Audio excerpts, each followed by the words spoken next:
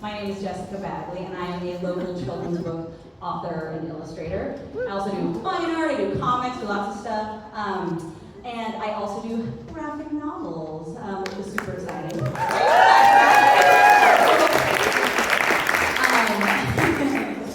And I think that's kind of why maybe I was invited here tonight, because I just had a graphic novel that I made with my husband come out last year called Duel. And it's about two sisters, you guys, like kind of appropriate for the evening. And also I was supposed to tell everybody, the books are here and they're available for sale after and they're signed. So, but enough about me, I guess. We're really excited to be here tonight, aren't we? Because we're talking about books. Okay, we can keep clapping. I do not mind. We can keep clapping. I do not say no to applause. I didn't plan that, but that felt good. So I was gonna say, like, we're talking about graphic novels tonight. The kind of books that I do, I like to bring myself into my stories, just like our special guest for tonight. We are going to be talking about junior high. We're going to be talking about crushes. We're going to be talking about so much fun stuff. It's going to be great. Speaking of our guests, I'm going to read a little bit of something about them. Is that okay? Yeah. So we are here tonight to talk to the amazingly talented Tegan and Sara Quinn, identical twin sisters from Calgary, Alberta, Canada, who've accomplished so many incredible things. You probably know them by their award-winning band, Tegan and Sara. Weird that they use the same name. They've released over 10 albums since 1998, toured and collaborated with countless huge musicians from every corner of the music industry. Or perhaps you know them from their memoir, High School, which is their origin story of their complicated journey of sisterhood and their rise to find their music. Or maybe you know them from the incredible TV miniseries High School that was released on High School. It's on Amazon Prime. Fantastic. But Tegan and Sara have been busy with so much more. They are loud, lifelong advocates for the LGBTQ+ rights and for Tegan and Sara Foundation. We get a whoop whoop for that. Which was created to advocate for the economic justice, health, and representation of the LGBTQ+ community. You can also catch them on their fantastic and oh so funny Substack series, Where Does the Good Grow? Is anybody listening? I listen. So good. And they even just premiered their new haunting documentary, Fanatical, the catfishing of Tegan and Sara, which I can't wait to watch, but it sounded really also intense. They premiered that at the Toronto Film Festival just recently, and it's about the personal perils of being public figures on social media, so you know, it's a cautionary tale, but we can keep going, we can keep laughing. Okay, so when they aren't doing all of that stuff, they are now making truly awesome and best-selling middle-grade graphic novels with all of their free time that they have. Their duology, Junior High, and Crush, illustrated by the incomparable Tilly Walden. They're about growing up, friend dramas, sibling clashes, discovering music, and of course, crushes. I could really keep talking about them, but I think we should talk to them. Alright, so it is my absolute pleasure to welcome to the stage recovering middle schoolers, Tegan and Sara.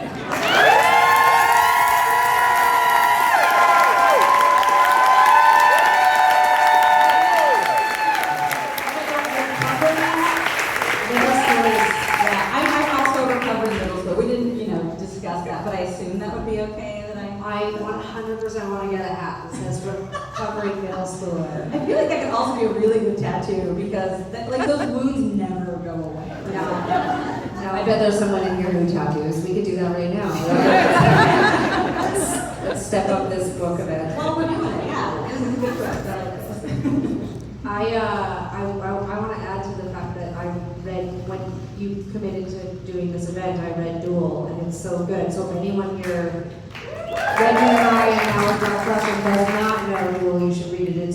I was like, can someone give Sara a nice sword so we can work some shit out?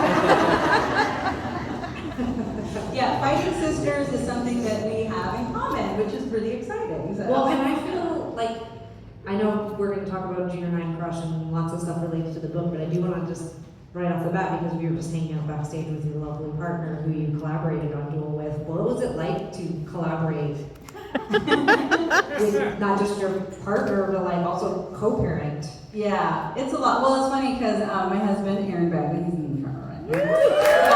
Fantastic illustrator.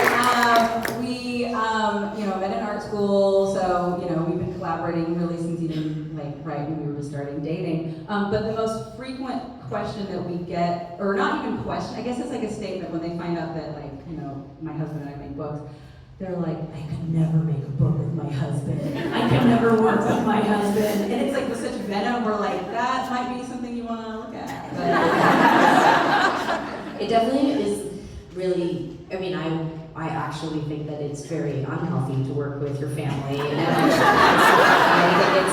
I think it is, it's deeply toxic to marry someone and work with them as well. We're not, we don't have to tell Tegan about it. It's People ask us that too. They say, how do you get along with your sibling? I could never work with my sibling. And I'm like, yeah, don't. I'm actually at a point in my life where I think to myself, I don't think I want to work with anyone. And marriage, siblings, sometimes I'm like, is it just better to be alone and not work with anyone? Well, it feels like a perfect time to jump into chit chat about, I'm in charge, I don't know why I'm in charge. Okay. Something we collaborated on, which Sarah will never do again. Yeah, we've learned now. This has actually been the moment where she tells you in front of everybody we're not doing this anymore.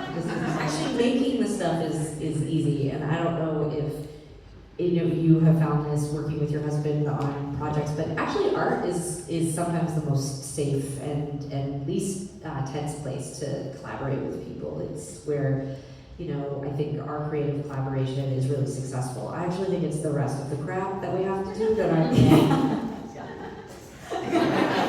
Sage and swords. There we go.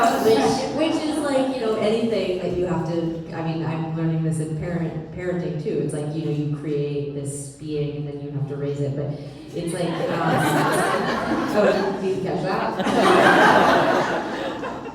I'm all It's not the child actually that's the problem. It's deciding who is going to take care of, who's going to do bath tonight. Is the division of labor. Yeah. And, I know that, and we'll dive into all of this. I love that people will say that we're going to dive into that later, but then they just do it right then. That's what's going to happen. So yeah, when you're collaborating with someone the way that you both collaborate together, and the way that my husband and I collaborate together, and we parent, you have a partnership where people take on certain roles. For our book project, it was really easy. It was okay, I'm going to write this one, and you're going to illustrate it. It was super nice to have that sort of those things. But you do both of everything together. What is that like when you're writing and when you're making music? Well, I think in music world, people are surprised to hear that we write separately and then we collaborate. So most of the bulk of a song is generally written by one of us. So, take a song like Walking with a Ghost, Sarah wrote that song. When we got in the studio, there was very little for me to collaborate on with her, other than making small notes here or there, playing instrumentation or singing backing vocals. And so it was very interesting when we started to venture into writing books, because it was very much okay, how do we do this? And with high school, our memoir, we wrote separate chapters in our own voices.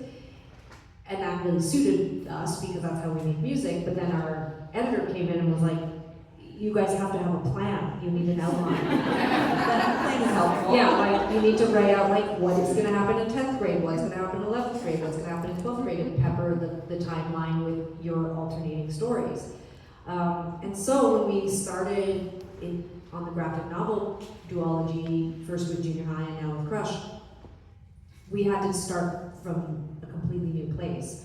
And Sarah was feeling really amped up and excited to jump into it first. We didn't know when you write a graphic novel, you have to write it as a script. You have to put in all the description and the scenes and for your illustrator. And so they'd sent us a couple samples, and so Sarah was like, I'm gonna start first. And I was like, thank God, because I have no idea how to do this. Sarah's much more organized and precise, so she wrote the first couple chapters as a script and sent it to me, and we just went from there, and it felt very much like a choose your own adventure. I would get Sarah's chapters and be blown away, and be like, wow, this is what the characters are doing, and who's this new character, and then I would write the next few chapters. So when we jumped into Crush, it was very similar. We just kind of went back and forth, but it was a little harder because it wasn't so much based on our life. It's a little less autofiction, and it's a little more just pure fiction, because we really went off into imagination land with Crush, and we took the characters in a completely different direction than we went in our lives, and so there was a little more back and forth about what should happen and where the characters should go, but yeah, so I think we've learned how to collaborate. Very long way of saying that we've had to learn how to do it with the books, because we don't do it a lot with music. That's really cool. I mean, I think like whether you're a writer or not a writer in the crowd, I think it is really interesting always to hear how people work together on projects. And so for those of you that aren't as familiar, Crush is the second book in the duology, which is sort of a different, it's a middle grade version of your origin story, your memoir. So like if you are familiar with high school, their memoir, it's real. It's real stuff, so this one is like, it's for a younger audience, so things have been altered. Junior high was really about like getting to know young Tegan and Sara and like their friend group and like all of these like really like sweet and tense friend and family and crush relationships. But like no drugs or stealing. Yeah, I was like, no drugs in this, interesting. Yeah, probably better. And then Crush is really awesome because it's like part two. It's like what happens next after you sort of know everybody and after everything is sort of like familiar. You already know that you guys are making music. And it's really kind of about like, oh my gosh, like how did they become like Tegan and Sara the band, which I think is super, super cool. These are the books up here, if you haven't been looking. Yeah, and so I think, Crush, well, it really focuses on sort of like your musical career side of things. And was it really fun to write about your musical career, like, sort of through this like new lens of like we're like kids instead of like you were older when this really happened. So yeah, and I mean people talk about this in art a lot, but it is cathartic to like go back and take, for example, there's a scene in the book where our mom takes us shopping. We're going to be doing a photo shoot, and this is definitely based on something that my mom would do with us every year before we would start school. She would take us shopping, and she's really fashiony and like very cool, and we weren't. And so, and we also hated shopping, and we hated clothes and our bodies, and it was complicated. And so to,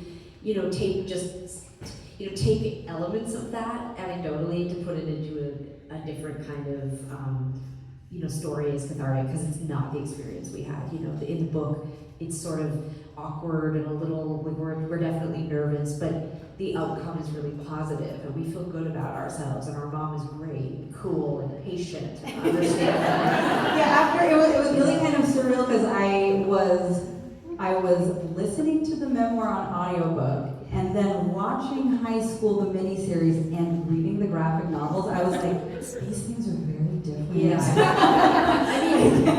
I have so much respect for my mom. I mean, she would be dragging, since we were little kids, dragging us through. Let me just quickly say, my mom was so into fashion and she was so into style, and she gets, in her mind, get this lucky draw of like she gets twin girls. She's so excited, and she's young, and she's like young and just Did not want these ones. No, we were just like cut all our hair off. We called each other brother until we were 7, and we were like brown snowsuits, and and it was like she was imagining like I think very cliche like I'm gonna brush their hair, like all this kind of shit, and we were just like. We wanted nothing to do with clothing. She wanted dolls. She wanted Barbie. She wanted, like I was supposed to say normal girls. That's wrong. don't normalize that saying. Like, just, you're fine. Anyways, but I feel like, that we would go with her to the stores to go shopping, and her big thing was, get away from me, because we would just be like standing there. Like, she'd be like, look at the clothes. She'd be like, I don't know. Like whatever. So it was hard, and I feel sorry for her because I'm still doing it with my wife, and she's like, get away from me, look at the clothes. It still happens, I haven't changed. So, but yeah, in the book, it's so fun to be able to take the sort of like, the gesture of like, my mom wanted to help us find our identity, and she ultimately did in real life, but also in the book. And I think that it was fun to be able to take a more stressful, upsetting circumstance and sort of like fluff it up a little bit for a younger audience. And I think hopefully it's aspirational. It's not, it's not smudging the reality. It's just sort of taking it and hopefully bestowing some wisdom. How maybe my mom could have done it slightly differently, and maybe we'd be slightly easier kids. It feels very much like the mom in the book is like, oh wow, she's like read all the things, she's not making mistakes. But in like we have to do this because my mom was so very upset upset by high school. So we were like, you're gonna love junior high. It's true, when I let her read junior high, she was like, this is exactly how it was. This is how it was. This is the truth, this is how it was. You were beautiful, gentle, sweet kids. You were not taking acid, sneaking out, having sex with girls, and lying to me. Sure, it's somewhere in there. Something for everybody. Well, I think that's a beautiful thing. I'm really curious too, so you're talking about writing about this stuff. Obviously you've really combed through it for like the memoir, but doing it for this, even writing these really sort of not sanitized versions, but just positive, sweet. Everything's very it's sweet and honest in the book. But did you still get cringy feelings when you were writing some of the we're getting our bras, we're getting our periods, reliving bras, periods, all of that was. I think, as Sarah said, it's cathartic in a way because those were really awkward, horrible things that we went through. There were far worse things, but to cover in this book, and so you're trying to relive it. Yeah, I think it's reprocessing it, but even that, as an adult, we're going on this book tour, we're going all these places, and friends of mine are like, I see you're coming to the book tour, should we, I want to come, I want to read the book, and I'm like, don't read the book. I don't want you to know what it felt like to get a period in my bra. I'm no further along, really, than I was at 12 and 13, so it actually makes me feel so bad at all the therapists that I've seen over the years, because I'm like, what were we doing in there? I haven't fixed anything. We're still talking about the same stuff, you're just reminding me of repeating the same pattern. Yeah, I should, at this point at 44, I should be writing a book about my adult relationships, and I'm still stuck at 12, being and then I got my period. I still never got over it. Yeah. No, but I think, I will say this, I think it was really amazing to be able to go through and talk about some of those things, as you say, we did sanitize it. People who saw the last book tour know that for junior high, when we did the pitch, we'd sold the book, we had to do it. Contractually, we were doing it. Whether we liked it or not, or understood how to do it, we were doing it. But I put together a PowerPoint presentation, not unlike the one you're watching now, but it was full of photos of us in junior high with storylines about things that we actually dealt with in junior high, and it was gangs, fighting, sex, pressure, puberty, all these things, and our publisher had a meeting and was like, no, that's not what we want at all. So we thought we were going to write a book about middle grades. We thought, yeah. We didn't know we were writing for children, We were that's a whole other TED talk. Because kids as young as 6 and 7 read middle grade. My 7-year-old nephew loves junior high. My 7-year-old nephew loves junior high, and I'm just when I think about Tegan's PowerPoint presentation where she's and then, Bobby was, he was the hockey player, and it was all the girls were going home with him at lunch, and and they were no, we don't want to know anything about Bobby or lunch. Nothing about Bobby or lunch. So, girls are going to slide, and we can just fast forward to. I actually think this is where it gets interesting, is that, first of all, in junior high, it was just amazing to collaborate with Tilly Walden, because Tilly, also a twin, also queer, and really helped Sarah and I to find more of our emotional sense in the graphic novel. Like we sent her, she said the longest script she'd ever gotten for a graphic novel with so much detail that she was still going, but how do you feel? And, which is basically a summary of 22 years of therapy. So don't do the math on the, Yeah. It was great. So she created these beautiful interstitials that would sort of like show young Tegan and Sara talking to each other, but from a feelings place. And to me, that was revolutionary. Like it was, or revelatory for me. Like I was like, holy crap! Like we're using Tilly to talk to each other and process ourselves, and she's drawing our feelings for us. Like it was both childish, like in a way that I was so delighted by it, but also felt very cerebral, like to see how I feel and be like, that is how I feel. I had access to it. With Crush, obviously we still do that, but the exercise for me with Crush that I think we both did was there was a desire to have us process more of our career. People ask all the time, why did you write about being in the band? And we're not there yet, but we did take a lot of really big firsts for us in music that happened when we were adults, and we modernized them and also kind of put them into this world. And that was really, really significant. Like I think that really opened up, because I do think this book is for any age. I do think you can find a lot in it, even if you're an older, person who's long past middle grade. Like the reality is that the things that we're talking about and that we're going through, if you're an adult reading it, you're going to cringe, or you're going to be like, oh no, like at least I hope so anyway, because I do think a lot of the things that we do in Crush, first photo shoot, first video, first telling your feelings to somebody, like we handle it in a sweet way, but all the undertones of the discomfort and awkwardness and cringiness, it's all in there. Oh yeah, I mean, I think, you brought up Tilly Walden, she's just a phenomenal, comics maker. Yeah, we can applaud Tilly. She's not here, we'll applaud her. Tiny books.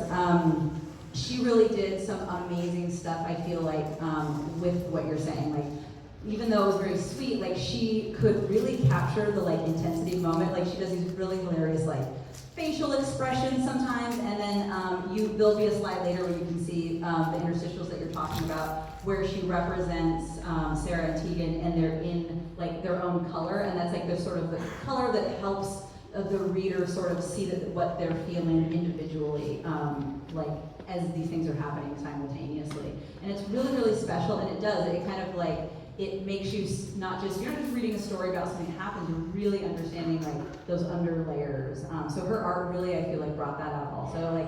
She was so great. The colors, she's very emotional because she doesn't use panels. It's all very fluid. So there's a lot of subtle things that she does with her line work, her expressions, and her colors that it adds to that, which I'm sure that was part of your response when you saw the work. Oh my God, we were she made the books so much better. It's really fun to write the stories and do the script, but I feel I really hope she got paid way more money than we did. She deserves it. It takes a long time. It's an incredible amount of work. It's an incredible amount of work, and she does it so, I don't know, she just is such a cool artist, and she's so brilliant and fun, and she really can she speaks with such passion and wisdom, and she's so eloquent, and she just really nailed it. I adore her. I feel when our publisher wrote us to say it's just going to be a duology, I felt like she was breaking up with us, and I was like, so do you hate us? She's like, no, I'm just busy. Back off. She's my perfect kind of girl, actually. She's just you're coming on too strong, I'm busy, leave me alone. That's amazing. Well, she did a really beautiful job with both books, and it's everybody's probably asked will there be a third? But no, because duology. I absolutely hope we can work on something else with her, but I think we're done with mining our childhood. For now, right. So awesome. I feel there's lots we can talk about. I want to be sensitive of. Sure. Should we move into the next section? We can move to the next section. There's lots to talk about that I'll try to bring up. But okay. A slide change is going to happen any second.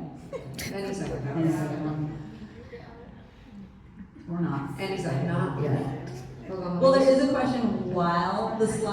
changing. Yeah, good idea. Full time. You Okay, did, there we okay. go. Okay. Yeah. This is gonna be good.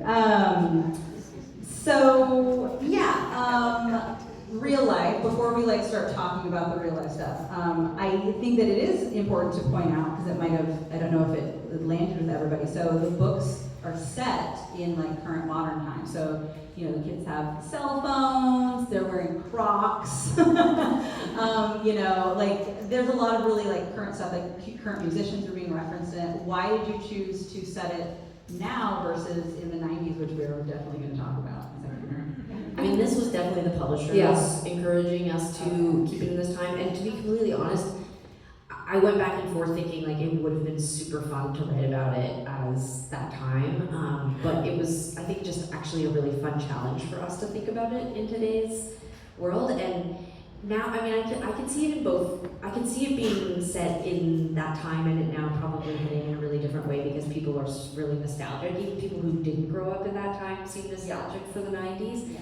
But I don't, Because we had just done high school too. We Yeah. were, when they said yeah. that they were imagining us modernizing it for, or modernizing it and, you know, really aiming it at a younger audience, we were really happy to escape that period of time. Like, Just needed a little, Yeah. a little breather, a little Yeah. room around it. it's also, this is like kind of strange, but like, you know, we were, okay, so like when we started making music in the 90s, we only very briefly had the experience of making music where it wasn't about internet, social media, digital landscape. Like, most of our career has taken place in modern times, like, you know, and so actually in a strange way to tell the musical part of our story, it feels more authentic to kind of put it now because we do use computers and we do use digital technology and we do think about comments on the internet. That was something that really happened almost immediately when we started our career. And that, I think, makes it super accessible to the target audience. Even though we were talking backstage about this, that like, actually like grown-ups read like middle grade graphic novels just as much or more, I think, than like the target group. But it does, it makes your reader feel more connected, I would say. So I thought it was really great, it was fun. So yeah, so the real Tegan and Sara in 1990s, early 90s. I think the slide changed to the second one, so we can go back. We can look at those pictures. it's super easy, just hold on. Maybe bad. It's okay, just go there and push them. But we can talk about these, this is great. So yeah, growing up in the early 90s, I really relate to you both because we're almost like exactly the same age, like a month apart. So all of the stuff that I was seeing, I was like, yes, all of it, like the baggy shirts. Okay, so I love this so much. The picture from like the yearbook and then the writing above it, because one of the pictures I submitted was like I wrote above it. Yes. And then like I was looking at my junior high yearbook and like my friends had gone through and they'd written horrible things about other people. Yeah, oh my God. Well, I feel so somebody else's. I knew we would have been, what did I say when we met? I was like, we would have definitely been friends in junior high. There's something, this is like one of the only photos I could use from our junior year yearbook because the absolute trash that people wrote. And I know exactly who it was too. There's a few girls that we hung out with that were just mean as hell.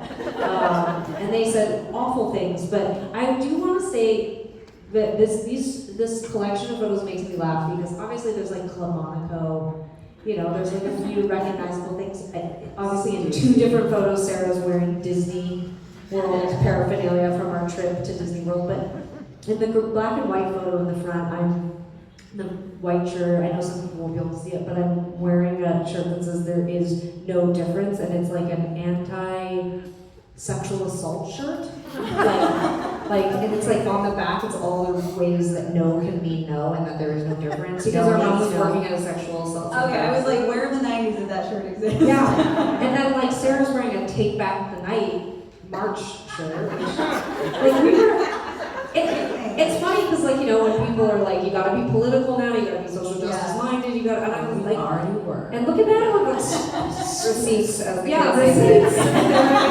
I was laughing so hard at all these photos. Let me just quickly give you one more quick dive into the insanity of this photo. Tegan's wearing her sexual assault shirt. In this picture. Okay, so in this picture, these gentlemen that we're pictured with, this is the twins at the school photo. So those two boys on the left are twin brothers. Oh my and then God, the no. ones behind us are twin brothers, and Tegan dated all of them.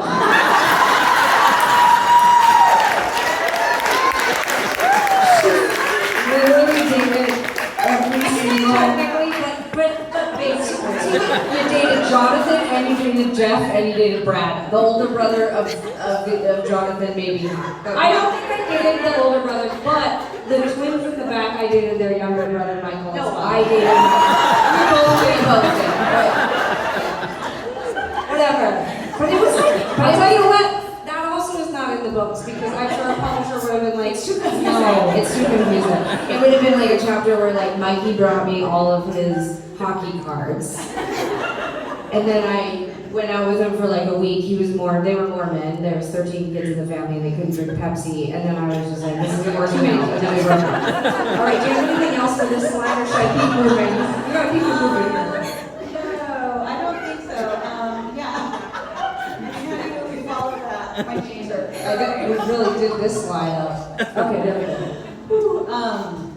We're the Oh, same. you can see, So- there I am in the shirt again. There is no difference. Sure. I also I love this, the like Carol Ann from Poltergeist, like jammies, like Yeah. pudding jammies. That was really popular that year, was full one-piece adult pajama sets. Yeah, it's that was a really big thing in the early 90s. I feel like when I was, prepping for this and then, I saw the photos, I was just like, there's so much of like my memory that's attached to like clothing and all of this stuff just felt really like, it just took me back. I mean, I'm sure that's probably what happens, but. Because we're the same age, so is Yeah. any of this, like, did you Oh, have a year where you wore I wore onesies? overalls today because of the overalls. I was big into overalls, baggy shirts. I was more of the like baggy shirts like from Ren and Stimpy character or like a big sunflower. Yeah. Everybody had one of those. That was a big one. The cutoff jeans. Like the jammies where it was like breakfast foods, like and they're like flannel. I don't know why that was like a thing. So much flannel. Yeah. I get hot just thinking. Yeah, it's a lot of them. It's a lot of them. Yeah, I was definitely like, I was thinking about, okay, what was I like then, and would actually Tegan and Sara hang out with me? I was really into cow patterns and like cows. I don't know why, and then I'm like, oh wait, it's still No, we don't. I was like, that's a really weird, uncomfortable thing, but I've committed to the outfit, so I'm just gonna do it. I just want to say, before we move off this, that I included the onesie pajama photo for one reason. And it's just because, like, it made me sad seeing it. Because, and because we weren't really doing anything particularly bad yet in 8th grade, but it was a rough year. Like, we disconnected from all of our friends, like, we were all fighting with each other. Sarah and I were really, like, isolated that year. You started to see just like I didn't include too many of the miserable photos of me, but I've been putting them up on Instagram. Some of them I can't even post. I went through a whole braiding my hair like Dexter Holland from Offspring phase. I actually wrote like, you sounded pretty pissed off. Yeah, I wrote super pissed off, super sad, super miserable. And there's something about seeing the photos of us wearing the onesies that made me feel like it's not sad for us. I feel sad for my mom. Like, it must have been so hard to see us start to go through such a terrible time. Our bodies are changing, our hormones are, whatever. We're struggling with our friends. We're starting to be grown up. Like, we're starting to experiment with things we shouldn't. And then she bought us these like flannel onesie pajamas. Where it's like still be the kids, and like there's something about like Sarah's earnest look towards the camera and being like kind of distant and miserable and bloated looking, and just anyway. No, but I think that I appreciate that you bring that up because I think that that's one of the reasons I'm assuming why you were even drawn to make this and explore it, because like we said earlier, we're also going to therapy about this. There's a lot of like stuff that we didn't process then. And so like seeing that stuff now, I fully believe that you can sort of like retroactively like feel that stuff. So it's okay. We are okay with the footy pajamas. We see you. I hope this is healing. This is Thank you. I do think that there's this interesting thing, and going back to the sort of like whether or not this version of our story is sanitized or not. Like, I wish that we've always worn how difficult junior high and high school, really our adolescence was like almost like a badge of honor. Like, we've always been like so tough about it. Like, yeah, you should hear the things that happened to us or that we went through. But like, it now in my 40s, and especially recently, like becoming a parent, I have never allowed myself to feel like a kind of grief or like mourn the fact that it was hard. Like, I didn't feel like I felt so proud of that, being a resilient person, being a person who had gone through a lot of things or who had carried a lot of really heavy stuff and made it out on the other side okay. And I think like there's something about going back and looking at this stuff and wanting to sort of write something a little more aspirational, because maybe somebody will read it and it will help them sort of like shape their life in a different way. Because I love how tough my mom was, and I'm so proud of her for going back to school, and I'm proud that Tegan and I managed our way through queerness and body stuff and whatever. But like, I don't want my kid to have to go through that way. Like, I want him to be resilient and cool, but like I don't want him to struggle the way that I did. I don't want him to feel isolated the way that he did. I don't want him to be looking across the room at me when he's 11 years old and thinking, I want to go and I want my mom to hold me, and I'm afraid to ask for that.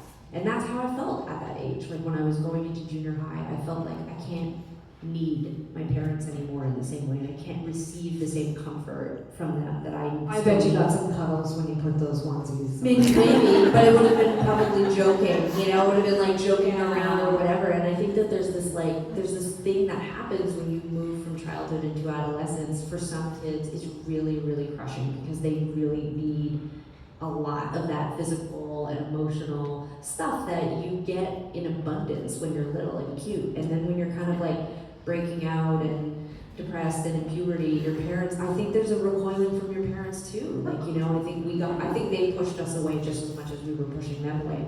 And I think there's something about writing in these books something a little gentler that is healing, because I wish we'd all had access to that, you know, when we were younger. And I hope maybe parents, like now all my friends have kids that are, you know, getting into the age where they can read these books, and I'm like, do you hug your kid even though they're starting to be like, you know, older? Do you like hug them and kiss them and give them all the things that you wanted that you couldn't ask for? And like, you know, I just don't think my parents were thinking about that or talking about that at that time. I love that a lot. I would make a joke, but it's just really beautiful.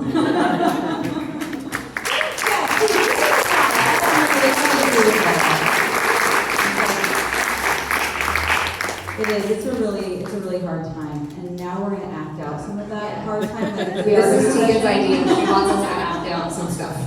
Well, on the last book tour, we Talk therapy's not enough. We have to do play therapy now too. You're actually just all just witnessing this thing happening. Look, on the last book tour, they told us you're supposed to read on a book tour. We'd never been on a book tour before. We found it very awkward, so this might get cut after tonight. But I did choose 2 scenes I thought were very funny and interesting and easy. This first one is called Behind the Scenes, and it's from a section of the book where, for anyone who hasn't yet read Crush, because I know it just came out today, basically... Why haven't you read it? Basically, where we pick up from is that Sara and Tegan, over the summer, they enter their band into a music contest, and they play the contest and they lose, but they end up getting a manager. Well, I'm sorry, I mean, we're here for the whole presentation. Someone just walked out. Yeah. It's on The Sixth Sense, you guys. It's a pretty straightforward story. Spoiler alert, they start a band. Spoiler alert, they're both dead. And They literally get crushed. Literally dead. They did say it was fictionalized. They're ghosts. So they lose the contest, but they end up gaining a manager. And the manager almost immediately puts a ton of pressure on them to take their music seriously. And I think that we were really interested. We talk about this a little later, so I won't get into this too much, but we were interested in revisiting the beginning of our career, but through the lens of teenagers, because these days people are becoming famous so young because they're on social media. So we really thought that that was sort of like an undertone that we wanted to cover. just the pressure on all of us, but especially young people to perform and curate and amass followers and likes. And so in the book, Tegan and Sara are really pressured by this new manager to take music seriously. And so this scene that we're about to read is called Behind the Scenes, and it's a chapter where young Tegan and Sara are basically in their garage where their music space is, and they are going to have a conversation about going live on Instagram. And Jessica, you're going to play the narrator. Okay. And you're also going to play our mom and the manager later on. What's my motivation? Okay. Well, older woman. But nice. Mom's exhausted by her twin daughters, and the manager Never as exhausted as a real mother would be. and the manager is just thirsty and greedy in equal parts. Okay, all right, I can do this. All right, so here we go. Behind the scenes. Okay. Garage studio day. It's a messy garage filled with instruments, cables, and a laptop, and Tegan and Sara are standing with their guitars, adjusting their equipment. Is the tempo too fast? I think it sounds cool. Should we go live? Not yet. Let's just film a rehearsal at least. Stop. Ramona, that's our manager. Ramona said we need to shoot more BTS content. That's behind the scenes. This could have been a conversation we had last week on our creative call with our managers. BT, what? Behind the scenes. I don't want to be on camera. Literally could have been last week. That's why I chose this. I don't want to be on camera. Ramona said we have to. When? She texted us. Well, I don't read her texts. No, but I do, and she said... I don't care what she says. She's our manager.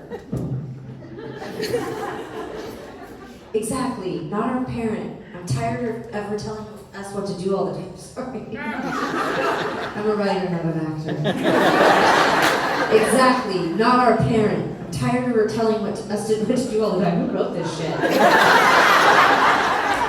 Well, now it's me telling you. Let's go live. One song. Russian is coming over. I gotta prepare my room. Your room is perfect, because I may have already told some people. Tegan strums her guitar.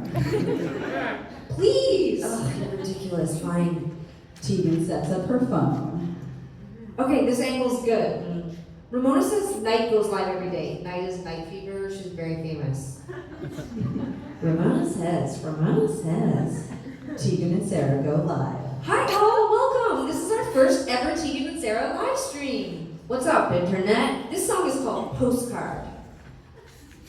Fans comment as Tegan and Sara play live. Skater Faye says, OMG! Vince Mann says, Gunk forever! Chloe Forebrain says, let it go, Vince! That's an inside joke. Okay, I didn't get it. Sara sings. I'm not gonna sing. Mr. Face, I feel replaced. Put your postcard on my wall. Sing your name until you call. Thanks for watching, everyone. We're Tegan and Sara, formerly Gunk. The next song is called Climb. Actually, I wrote a new song last night, and I'd like to debut. Oh wow, a world premiere. We'll play that after. Climbed up on a That song is dead. Like Gunk. Out with the old, in with the new. Sarah's joking.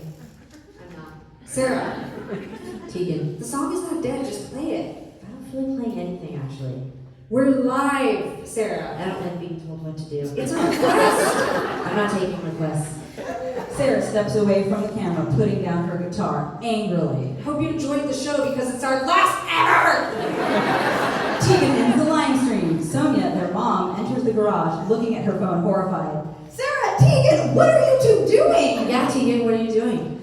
I'm talking to both of you. That was very unprofessional. Maybe I don't want to be professional. We just got a manager! So, we could just be in a band, take our time. I agree, there's no rush. But Mom, part of developing is rehearsing and doing social media. I want to write songs and play them for friends, not make content. We have to. She doesn't have to, Tegan. But I want to. Well, I want to get ready for Brush Me. Well, sorry for wanting to play music. It's actually really healing.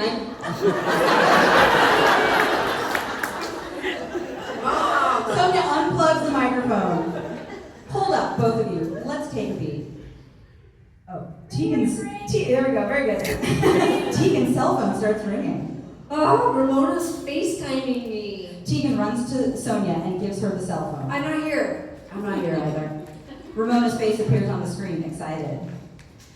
Hi, Ramona! Sonia, you ravishing beauty! Oh, well, thank you, narrator says. Sorry, I realized this was a lot of dialogue. You're doing great. Keep it up. Sarah and Tegan stand awkwardly by the door as Sonia tries to handle the conversation. This is Ramona. I love the sibling content stuff. Great BTS. It was incredibly childish. Are you kidding? It's better than TV. Put the girls on. You're not mad? No, but next time, let's see you resolve it. Show your fans that Tegan and Sara bond. Ramona, I think the girls might need to go a bit slower. It's feeling a bit intense. Good talk. Have to run. Ciao. Sara flees. Where are you going, Sarah? For the 400th time. Roshni, studying? Oh, sorry. It wasn't highlighted, I missed it. Tegan, you have to remember this band is both yours. I know that. Ramona is your manager, not your boss. I know. I'm the boss. Do you have homework? Ramona says being creative is my homework. Tegan, homework now. Fine. End of scene. You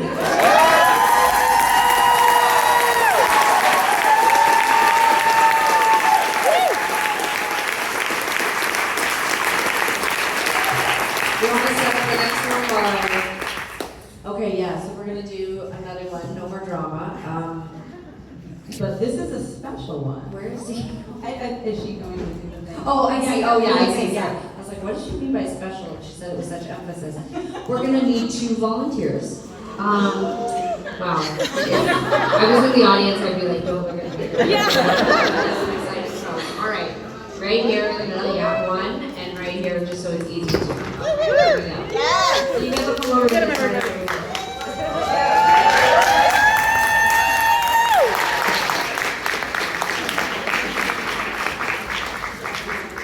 Okay.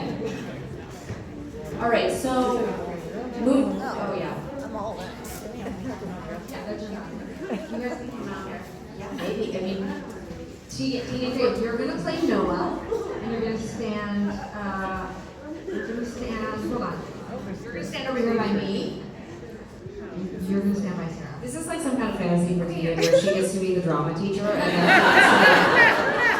Okay, and then I think you guys probably want to step up into the light a bit. Well, you're pretty lit. Okay, everyone can see. Okay, so this scene, have you read junior high? Okay, great. Have you read junior high? Okay, so you have a general idea what's about to happen. Okay, so the scene we chose is called No More Drama. Did you read Crush yet? No, it just came out.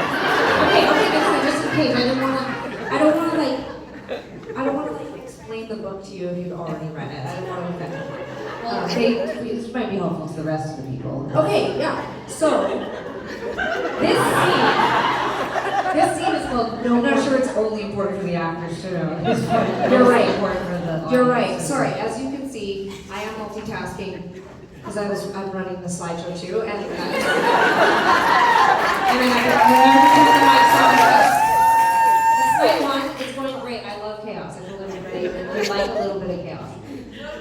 Okay, good. Are you guys having a good time? It's not going too long. Okay, before we start, what is your name? My name is Taylor. Hi Taylor, nice to meet you. Hi, Taylor. Hi. Do you want to tell everybody your name into the microphone? Cassie. So Cassie and Taylor are wonderful audience members are going to help us do a scene from the book called No More Drama. And basically, at the end of junior high, you may remember that Tegan and Noah had a huge fight because Noah chose to kind of be friends with the kind of mean girls. Everybody sort of remember this in the last book. And so we start Crush with Tegan and Noah not really being friends with each other. So this is the first scene where Tegan and Noah kind of see each other after a summer of ignoring each other. And then we're moving into this sort of complementary storyline of Sara with her crush, and they're having a conversation awkwardly as well. Okay, and I think it'll feel awkward because you're back. It's true. It's gonna be awesome. Okay, it's a metaphor. And Jessica, you're gonna be reading narrator And the drama teacher. and the drama teacher, which you're gonna do amazing. So, setting the scene. Oh, hold on. Oh, I could do narrator because they're right against each. They're like, oh no, narrator. Yeah. Okay, so. Well, I think we're doing well here. Let's just jump in. Okay. We're feeling good. Everyone ready? Everyone ready? Okay. We need a breathing exercise. I'm just kidding. A big breath in. Here we go. School auditorium day. A teacher stands on stage in front of a group of students. The atmosphere is relaxed, with bright stage lights and the soft murmur of excited students. Drama teacher. All right, welcome to drama. Let's do a little warm-up. I want you all to howl at the moon like wolves. Ow! Excellent. Now we're going to get into pairs. You're not here. It's just Adding for okay. it. I can't so it didn't seem like just the two of you were in the class together. I think we really solved it. Yeah. We're going to do trust falls. Let's see. Evan, you with Samira, Talia, Clover, Tegan, Noah, Para, Walter, Tim, Jane, Pete. Tegan and Noah as they exchange nervous but determined looks, ready to trust each other in this exercise. The scene transitions to the trust falls. Tegan and Noah stand facing each other, a bit awkwardly. Let's get cracking. Please don't drop me. Why would I do that? Tegan and Noah prepare for the trust fall. You want me to go first? You trust me? I know you would never drop me, or ditch you. They exchange a meaningful look, hinting at some past tension between them. You kind of did. You're right. I'm sorry, T. I really am. Tegan gets into position to fall into Noah's arms. She starts to fall back. And Noah catches her easily. There's a moment of relief and reconnection. Perfect. Switch. The scene cuts to them switching roles, with Tegan catching Noah this time.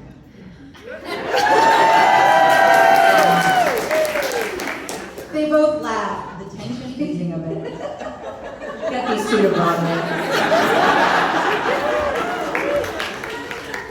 All right, then Boys, her and Roshini having a really, this is a tough act. Sarah and Roshni in the hallway, leaning against lockers. They're talking, and the atmosphere is relaxed. When's your first soccer practice? Today. I'm freaked out, honestly. You? Soccer star? That's great. I know you. I know it. Oh, you're so sweet, Sarah, but my legs go out of practice. Your legs are perfect. No way, but I did play a lot of kickball at camp. Sounds fun. Have you been to camp? No, Tegan was always too nervous to be away from her mom. That's so cute. Was camp lonely ever? Not really, because I have Lola. Is Lola your best friend? She's my camp best friend. Oh, cool. Cool. She's so funny. Sarah's cell phone buzzes. What's up? It's nothing. Tegan and Noah are sitting together. Tegan's cell phone buzzes. Tegan pulls out her cell phone and looks at it. Who keeps texting, T? It's just our manager reminding us to practice. Oh, bitch. I love your new songs. How did you hear them? Fake Tegan sent them to you?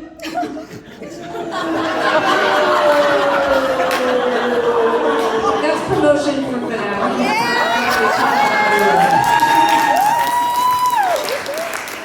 It's getting really mad. We have to work in for the home shopping network and we're trying to get all our projects and big announcement tomorrow. So jealous, 20-year anniversary.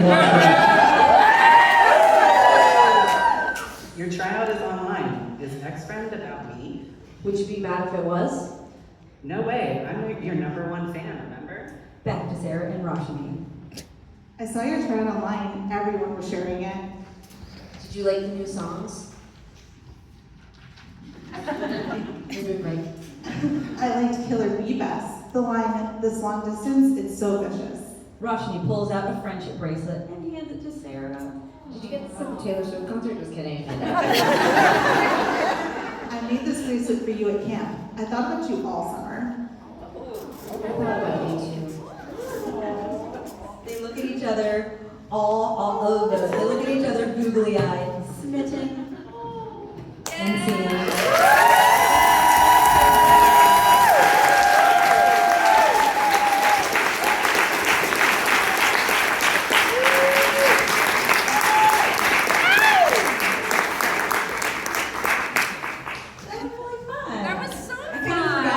Other things, I just was like, okay, who's next? What's next?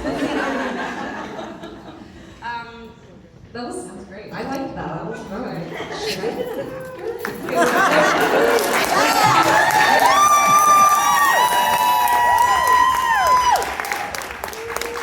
There'll be comment cards at the end so you can fill out how everybody did.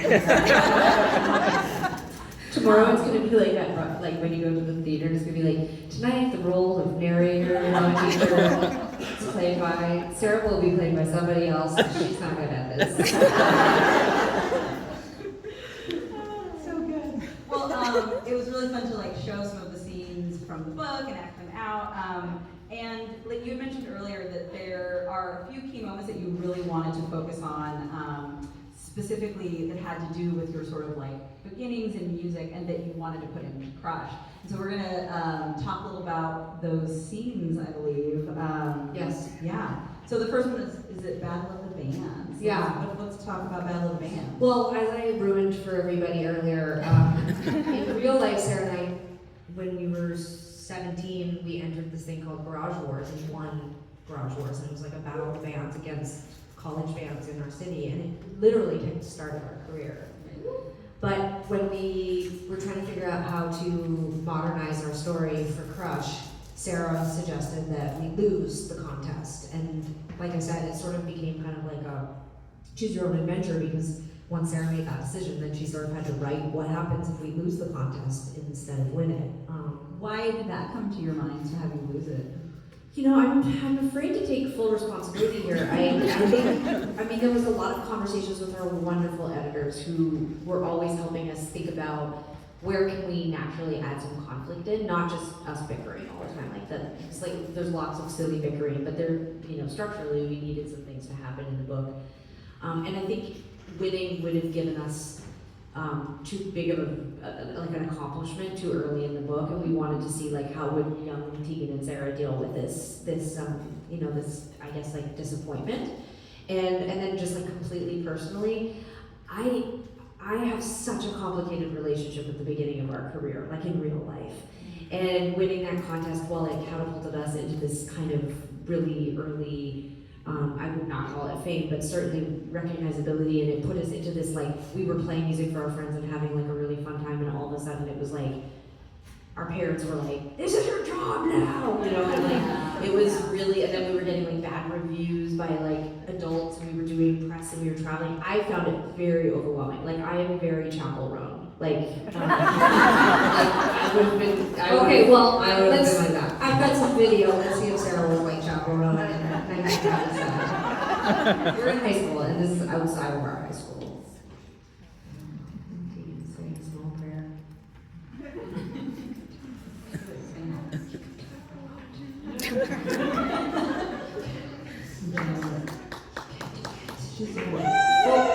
Can you just hit the space bar? Yeah. I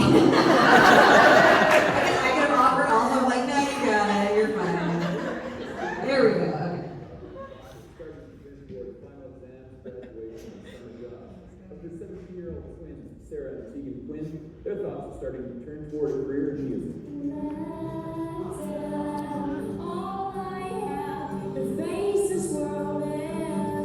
This is where it all began 2.5 years ago, writing songs and learning how to play guitar. And it might have stayed here if the twins hadn't entered Garage Wars, an annual fight to the finish between rockers and punk bands. We're like two little 17-year-old kids sitting up there and saying what we want to say, and we don't have anything, nothing to hide behind. And maybe that's what the difference is that, I mean, the music industry, saying things that you wrote down to yourself, that's very, very, very intimidating. They earned higher marks than any band in the 7 years of Garage Wars. It's something they find a little overwhelming, but very exciting. I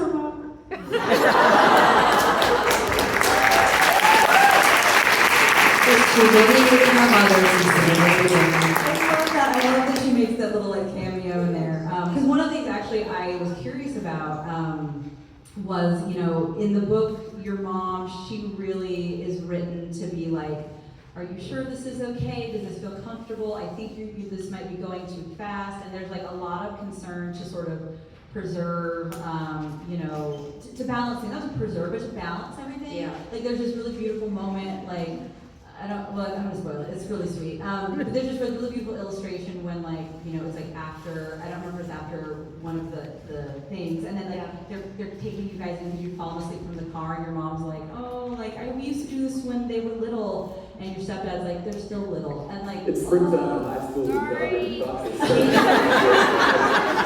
You know, it's really funny because, all joking aside, you know, All joking aside, can I get new batteries for the remote? I think that the you know, going back to the one-piece footy pajamas for a second, I don't think my parents just physically could have carried us in their arms like they do in the book, but that's what we wanted, and so to write it in that way is sort of like a nod to that feeling of, I wasn't ready to be in the newspaper and on the news and winning contests. Like, the fact that Tegan and I could, or that we did, was beside the point. I think that I longed to still be a kid and be protected from all of that. And, you know, I think to bring it to sort of like the today, to bring it to the today, I think there is this pressure, and it's not just about being musicians and being on social media. This is getting the best grades, doing all the activities and the sports, being the best that you can be. Where are you going to go to college? How are you going to get into college? What are you going to be when you grow up? Like, we put so much pressure on kids. And, you know, I think that our parents were the same. You know, our parents were like, God, we just want you to have a great life, and we want you to seize these opportunities that are in front of you. And so there was this dilemma for all of us when we started to have that happen, when we were 17 and trying to also study for our biology 30 exam. Like, it was sort of like, which things do we say yes to, because what if these opportunities don't present themselves again? And then also, our parents were I protecting think you us. can't also erase, I mean, we were so excited, you know, and I really think that I tried to keep that in Crush. Like, we joke, like, that there's this tug of war happening between Sarah and I in the book, where Sarah is really against rehearsing or doing the behind the scenes, and like has a lot of conflict in the book with the idea of fame and work and taking music and moving it into the adult sphere. Like, that's all real, and that happened. Sarah was that way, but she was also really excited. Like, we were really thrilled to get to play music. We loved to write songs. I was super excited, but when we would have the conflict, the difference is that when Tegan and I were having the conflict, or when I remember there was a period right after high school where I was really afraid to make an album. Like, I remember like feeling really anxious about borrowing money, making an album. It seemed like such a big step. It seemed like such a permanent step for some reason. And you know, the way that conflict was handled between us and our parents at the time, it felt more like, this is a decision about, you need to support your sister, and you guys decided you wanted to do this. Like, no one just said, what's happening? Are you scared?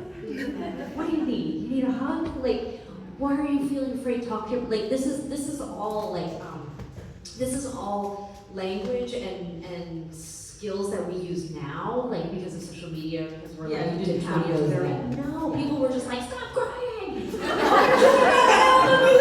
You know, like, whereas, I don't know, I needed to be able to say, like, I'm feeling afraid of this, or I don't like this, or this doesn't make me feel good. And, you know, And I think those things were important to put in the book, because I don't think that it's exclusive to people who live in the public sphere. Well, in a weird way, we all live in the public sphere because we're all on social media, we're all our own small business. You know, we're all teaching each other how we make penne, you know, put makeup on, you know, like it's a lot, and it's a lot of pressure on everyone of all ages, but certainly young people. And so it was really important to us to take our story, like, because we talk about this a lot. We don't necessarily look at our output and how much we've done in our career as a positive anymore.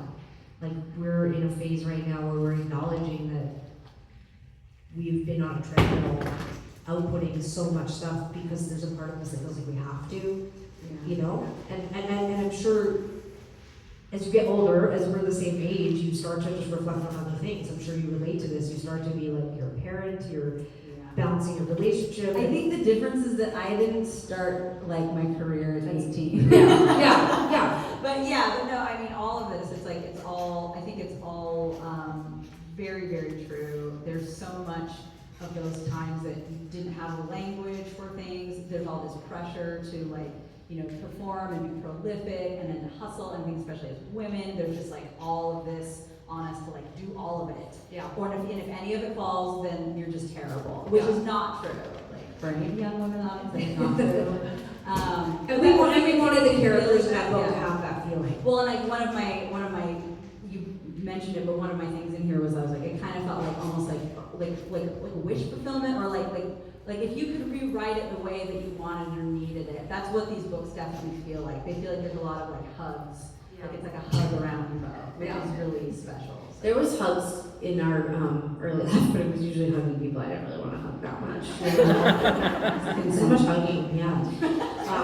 Which is funny because I saw you, I'm like, I'm gonna hug you. No, I loved your hug. Your hug was great. That was a real hug. I gave you a real hug. Actually, it was awkward. I was actually trying to hug you from honestly. I was, you know. But you know, too, like the other thing, and I think this is just sort of to quickly catch up to like modern day too, like trying to think about like how can we share our experiences in a more universal way? Because I think sometimes on the surface, it's like, well, what do we have in common? Like we're musicians and we're twins and we did this since we were 17 and whatever. But all of the things that I find that I'm dealing with right now, like I completely understand this dilemma around modernity and Instagram and social media and kids and whatever, because in some ways that's our whole life is being on social media and our business is on social media and, you know, navigating these things. I'm literally having conversations within my business about these things, and then I'm getting on the phone with my best friend whose daughter is about to turn 11 and they're trying to figure out if she can have a cell phone and they're worried about social media, and I'm like, let's talk about it. Like, because I'm also worried about how much, you know, time I have to spend on social media, or like it really upsets me. The other day my friend was like, I just don't want her to be on her phone all night long and exhausted, and I'm like, that's literally how I feel about my wife when I wake up at 1 a.m. to pee, and I can see that she's got her cell phone under her blanket, and I'm like, she's 40 years old, and I'm like, get off of your cell phone. It's too much screen time. I know what you're doing over there. It's too much screen time. Of one of the first times that we were, it's interesting in the book, obviously we highlight like this contest, but then we also highlight the first photo shoot that young Tegan and Sara do after they lose the contest, but they still get attention. And then they do a video shoot, which is the next screen. But I like going back and revisiting those moments because I wanted to also share how we felt at the time. Again, like very much inspired by Tilly Walden's interstitials and helping us turn our feelings into drawings that made sense. Like, I was really excited to explore this with Tilly as our collaborator, and I thought she captured those moments so well, because even though young Tegan and Sara and their friends are very excited, they are so nervous. And not just Tegan and Sara, the friends are nervous too. They're very excited, but they're nervous for Tegan and Sara. They're nervous because they get to be in the video, and I wanted to explore all of that because at the time, even from day one when stuff like this started to happen, everyone around us was just like, it's so exciting, it's so exciting, it's so thrilling, you're living your dream. And there was very little room for us to say, like Sara said, I'm scared, or I'm worried, or I don't like the way I look, or, and I was thinking that one of the first criticisms we ever got was just from a family friend who watched Sara and I nervously trying to figure out what we were gonna wear for our first like real show. And she told my mom, she was like, they're so vague. That's awful. And I think it was just like, it was just a side comment that nobody thought that would hurt our feelings, but my mom commented us and was like, can you believe she said that? And I was like, why would you tell us? But then, here I am 26 years later processing it. But it's like, why were we worried about what we were going to wear? We were about to get in front of 300 people, you know? And this is before cell phones. And now so like you were already experiencing that sort of like that lens like on you, that like judgment of that like, well, you're putting yourself out there, so you know like that's a lot, and that's like you know, coming off of your, like, while it's very different than in the book, your really, really intense experiences, that must have felt like you were just like so alone because nobody, as you said, there was no room for you to have those feelings, to even question those feelings, and so you just, I can see how you would just turn very inward with those kind of. You also are supposed to be, like, pre-social media, you're also, when someone takes your photo or they interview you, you're supposed to, like, know who you are. Our whole life in society is about knowing who you are and projecting into the world, right? But what the hell do you know about yourself when you're 17? And you can see it. These photos were all taken. There's a lot of haircuts. Yeah, this is all taken in about 6 months. Sarah, for the majority of those photos, has her hair from high school, but I like cut my hair off, then I shave my head, you know, then I like. Excuse me, that photo next where you Yeah, have now the- then- I have blonde spiky hair. That's a pretty extreme haircut. Yeah. Oh, there's Taya. And there's that. But like my point just being is like you can already see us trying to figure out like what is our identity Yeah. because we weren't out yet. We had not yet said that we were lesbians, but we were grappling with that because all of a sudden we were doing interviews mostly with adults and mostly men, almost all men, and they're saying, "So what are your songs about?" You're like a 17-year-old closeted girl in the 90s, and journalists are coming to your high school. Yeah, I feel like every time I read that, I'm like, really? What I'm else like, are they oh supposed wait, to I ask don't about? know. Yeah, like that's what they're gonna ask. What were they about. supposed? Yeah. But this is precisely what I'm trying to get at. It's like, Yeah. what were they supposed to say? Just like when I see these young stars today, like the stars of today, who are like, oh my God, everything's happening so fast. Why do people want to know everything about me? There's this like really intense, and it's very intriguing to me actually. This, first of all, we believe we have the right, and we should have the right to say whatever we want. But then we also require, demand, expect people to comment on everything, to share their opinions about everything, whether they're 17 or they're 70, whether they know anything about it or if they just found out about it yesterday. Like there's this really complicated time. So what we were feeling back in the 90s, I mean, God, I can't even imagine how high voltage that feels to kids now because we were like, I mean, just like so intense. I have such empathy. And I think, you know, it's going back to that thing of like, it does feel somewhat aspirational, but like, my biggest piece of advice to anybody doing anything right now is just like, slow down, get offline, you know, like zoom out. Like, it's just, I feel like a broken record right now because I'm like, I think we're just like, our feet are on the ground, we're literally grounded here. Like, we're okay, like, we don't have to be in here. And all I wanted when I was that age doing this was for somebody to say that. And I think we look for ways to do that in the book because, yeah, you're just flying at 1,000,000 miles an hour, and it's like suddenly you have a puffy vest and short blonde hair, and you're doing photos with red hair, you know? For the record, I'll point out, one of my questions about the photo shoot was, were you scared? So Terrified. I care, people. Yeah. I mean, we feel very seen by you. Yeah. I'll tell you what. It would be super scary. I'll tell you what's scary is a music video. Yeah. Okay, so you're talking about like. We're just gonna watch 30 seconds and then talk. Tegan was so natural. Look at her, she's fine. She's like rapping away, and I'm just like, get me out of here.